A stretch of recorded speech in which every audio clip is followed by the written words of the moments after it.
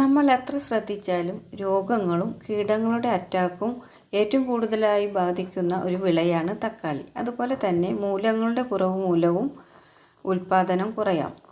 അതുകൊണ്ട് എന്നും ഒരു സൂക്ഷ്മ നിരീക്ഷണം തക്കാളി ചെടിയിൽ ആവശ്യമാണ്.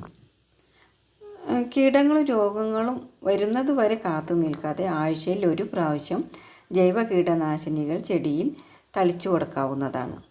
തക്കാളി ചെടിയിൽ കണ്ടുവരുന്ന ഒരു കീടമാണ് ചിത്രകീടം.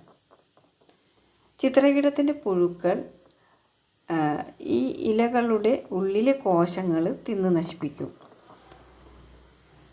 പുഴുക്കൾ തിന്നുപോയ ഭാഗങ്ങൾ വെളുത്ത വരകളായിട്ട് നമുക്ക് കാണാൻ പറ്റും.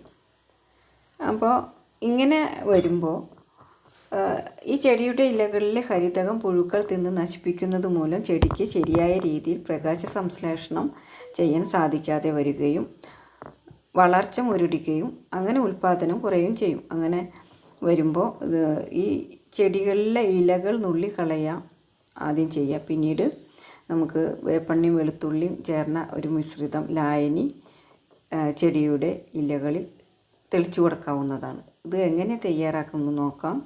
1 ലിറ്റർ വെള്ളത്തിൽ 3 മില്ലി വേപ്പെണ്ണ, പിന്നെ 4-5 അല്ലി വെളുത്തുള്ളി അരച്ച് അതിൻ്റെ നീര് എടുത്തത്, ഇത് രണ്ടും കൂടി മിക്സ് ചെയ്ത് രാവിലെ 9 മണിക്ക് മുന്നേ ആയിട്ട് ഇലകളിൽ